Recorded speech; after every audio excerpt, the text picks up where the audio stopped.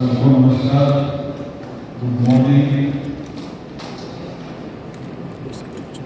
ये आज की जो कॉन्फ्रेंस है इसका सब्जेक्ट काफ़ी लोग यहाँ खड़े हैं, इससे लगता है कि कॉन्फ्रेंस का सब्जेक्ट भी अच्छा है तो आपको पसंद भी है।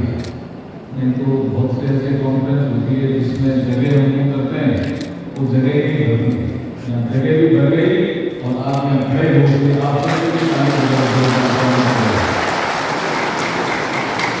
Conference on India's progressive path in the administration of criminal justice system। Subject भी बहुत भारी भरकम है और इस कॉन्फ्रेंस के लिए जो मंच सजा है, इस सजे मंच पर हम सबको ऊर्जा दे रहे हैं honourable justice PS Shivanand, chief justice Calcutta high court. हमारे राजीव मनी है, secretary department of legal affairs, ministry of law and justice, और Rita Vashishtha, member secretary law commission of India. ये तो मंच पे बैठे हैं, लेकिन मंच के अलावा भी बहुत विद्वान लोग भी बैठे हैं, जजेज भी बैठे हैं, जिसमें जस्टिस हरीश टंडन जी भी बैठे हैं, हमारे जो VC बैठे हैं नेशनल यूनिवर्सिटी के हमारे चक्रवर्ती साहब, हमारे AHG की अशोक कुमार चक्रवर्ती जी भी बैठे हैं, एडवोकेट जनरल वेस्ट बंगाल, और हमारे बार एसोसिएशन के प्रेसिडेंट और उनके साथ साथी office leader, bar council of India के भी बहुत से पदाधिकारी बैठे हैं, हमारे जो बंगाल के लॉ एंड जस्टिस से संबंधित प्रिंसिपल सेक्रेटरी लॉ या रजिस्ट्रार जनरल हाई कोर्ट वो भी बैठे हैं, हमारे पुलिस ऑफिसर के भी बहुत सीनियर अधिकारी बैठे हैं, आर्मी के भी मैं अधिकारी देख रहा हूँ, स्टूडेंट भी देख रहा हूँ, और प्रेस के साथी भी हैं। आप सबको नमस्कार। कैसा लग रहा है ये बच्चों को? आपको ठीक लग रहा है ना? यस और नो बोलिए, कैसा लग रहा है बच्चों? यस, ठीक। मैं इस बंगाल की धरती से, ये बहुत पवित्र धरती है, ये कोलकाता की धरती, यहाँ ऐसे विद्वान और ऐसे मार्गदर्शक पैदा हुए हैं जिन्होंने अपनी लेखनी से, अपने वक्तृत्व से ऐसे कुछ नाम मैं ले रहा हूँ, ऐसी धरती पे आज ये शानदार वर्कशॉप कर रहे हैं।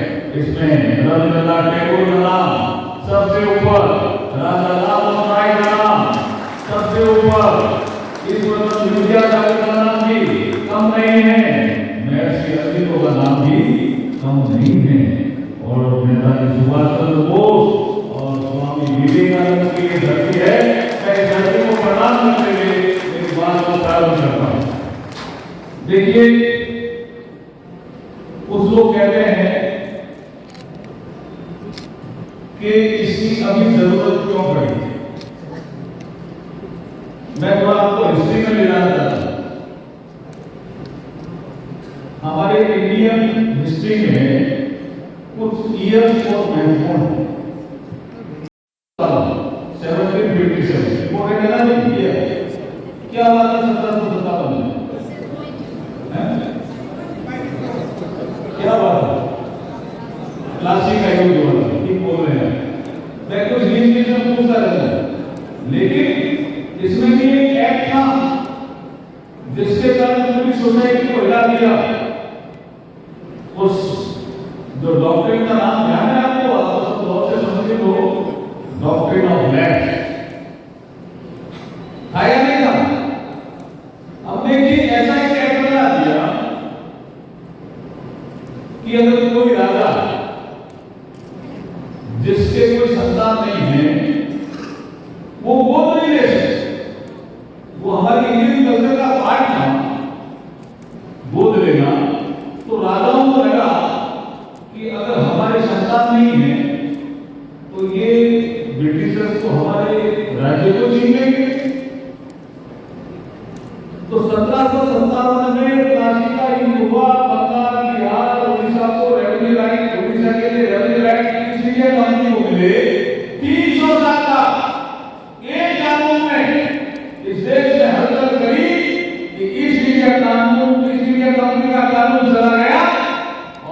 कानून का कानून आ गए। ठीक है मैं ठीक बोल रहा हूँ। और 1858 में एक पहला एक्ट आया 1858 1858 1757 ठीक 100 साल का 1857 में जिसको अंग्रेजों ने गदर का विद्रोह का हमारे लोगों ने हमारे बापुओं ने कहा ये स्वतंत्रता संग्राम का पहला आंदोलन था। और उसके बाद 1858 में क्राउन का शासन आया और उसी समय से शुरू हुआ कि ये कॉलोनी बहुत अच्छी है इंडिया, इसमें लंबे समय तक शासन करना है, ये नागरिक उद्रेक का हो रहे हैं, ये हमारे खिलाफ आवाज क्यों उठा रहे हैं, इनको दंड देने की व्यवस्था करो। तो अंग्रेज लाए भारतीय दंड संहिता। नरेंद्र मोदी जी इस देश को न्याय देना चाहते हैं, इसलिए नरेंद्र मोदी जी लाए भारतीय न्याय संहिता। ये फर्क समझना पड़ेगा, ये आपको फर्क समझना पड़ेगा। उनको दंड देना और उनके लिए हमारी सोसाइटी हमारा विषय प्रायोरिटी नहीं था। उनके लिए धारा 144 में पांच से ज्यादा आदमी इकट्ठे नहीं हो सकते और अगर किसी ने मर्डर कर दिया तो वो 302 में लेंगे पीछे लेंगे। अगर किसी महिला के साथ बलात्कार हुआ तो 306 में लेंगे। लेकिन अगर 505 से ज्यादा इकट्ठे हुए उनको दंड देना था, उसकी प्रायोरिटी उनकी चेंज, हमने प्रायोरिटी बदली, हमें न्याय देना है नागरिक को। इसलिए भारतीय न्याय संहिता, नागरिक सुरक्षा संहिता और साक्ष्य विधि, ये तीनों नियम आपके ध्यान में है। आप सब जागरूक लोगों को जानते भी हो। मैं आपके माध्यम से कहना चाहता हूं कि हमारे जब ये कानून इंट्रोड्यूस हो रहे थे, हमारे होम मिनिस्टर जब इंट्रोड्यूस कर रहे थे लोकसभा, तो एक भरतरी नेता आपके पड़ोस के राज्य के मेंबर ऑफ पार्लियामेंट में और बहुत सीनियर पार्लियामेंट में उन्होंने एक बात कही थी जिसको मैं कोट करना चाहता हूँ। उन्होंने कहा कि 1857 के बाद जब अंग्रेजों ने देखा और क्राउन का शासन आया तो उसको कोडिफिकेशन करना था, कोई सोच विचार नहीं किया। एक आयरिश पैनल कोड था, ये उनका भाषण है लोकसभा में, और जोर बोला गया। उसके बाद मैंने पूछा बदले में तो उनका मेरे पास बुक है जिससे मैंने कोट की, कुछ नहीं किया उन्होंने। लॉर्ड मेकाले ने अपनी तरीके से काम करना शुरू किया था, उसी में आयरिश पैनल कोड था, आयरिश शब्द हटा दिया और आयरिश की जगह इंडियन लिख दिया, इंडियन पीनल कोड। कुछ नहीं किया, एविडेंस डालो और हमारे लागू हमने एक्सेप्ट करके गुलाम देश भी आते हैं तो हमें चिंतन करना ही चाहिए। हम बिना चिंतन के लगातार करते रहेंगे। तो ये विषय मैं आपके सामने रख रहा हूं। दूसरा विषय काफी बड़ा विषय है कि मैं आपके ध्यान में लाना चाहता हूं, उसको कहते हैं कि साहब इसका कंसल्टेशन प्रोसेस पूरा नहीं है। मैं लॉ एंड जस्टिस को देख रहा हूं मंत्रालय को, इसलिए आपको बहुत जिम्मेदारी से कह रहा हूं। 18 राज्यों के सुझाव है, 18 हमने सबसे पूछा 18 राज्यों से सुझाव है, 6 यूनियन टेरिटरी से सुझाव है, चीफ जस्टिस ऑफ इंडिया से सुझाव है, सजेशन 16 हाई कोर्ट के चीफ जस्टिस से सुझाव है। मैं बहुत रेस्पॉन्सिबिलिटी से बोलता हूं, लोग कहते हैं कंसल्टेशन नहीं है। 16 हाई कोर्ट के चीफ जस्टिस से सुझाव है, 5 लॉ अकेडमी से सुझाव है।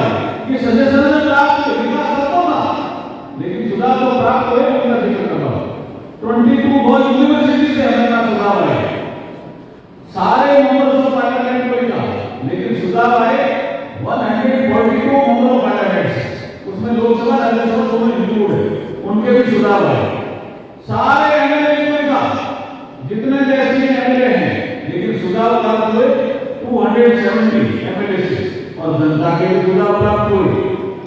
Police investigation and development bureau आई कि जो आईपीएस ऑफिसर थे उन्होंने भी सुधार मांगे, उनके भी सुधार मिले। राज्य और केंद्रीय के बल है जो हमारे फोर्सेस हैं उनके भी सुधार मिले और 4 साल तक इसका चिंतन करते रहे। 4 साल तक गहन चिंतन करने के बाद ये 3 नए कानून आए हैं। इसलिए जो कुछ लोग आरोप लगाते हैं कंसल्टेशन पूरा नहीं हुआ, ये झूठ बोल रहे हैं। पूरा कंसल्टेशन हुआ, उसके बाद 58 मीटिंग को औपचारिक मीटिंग है जो अमित शाह जी की अध्यक्षता में हुई, जिसमें लॉ मिनिस्टर भी जाते थे, ये रीजन ऑफिस कमेटी ये भी जाती थी, ये सही सब सेक्रेटरी रैली को। उसके बाद हमारे टेक्निकल लोग भी आते थे, उनके भी सुझाव देते थे। हर सेक्शन को बढ़ा गया, हर सेक्शन के प्रोड्यूसर को बढ़ा गया और उसके बाद 100 से ज्यादा अनौपचारिक मीटिंग्स की। ये इतनी मीटिंग हुई, उसके बाद ये लॉ कमीशन ऑफ इंडिया का इसमें इनपुट दिया गया, उनकी भी बहुत सी रिपोर्टें थी, उनको भी हमने साथ में लिया। इसके अलावा वेद बरवा समिति, विश्वनाथन समिति, मलिमत समिति, माधव मैनन समिति, उन समितियों ने भी सिफारिश की थी कभी से कि आप क्रिमिनल जस्टिस सिस्टम में चेंज करो, लेकिन नहीं करा। इन समितियों की रिपोर्ट भी हमने देखी। स्टैंडिंग कमेटी में हो 2005 उसने 111 रिपोर्ट 2010 में 148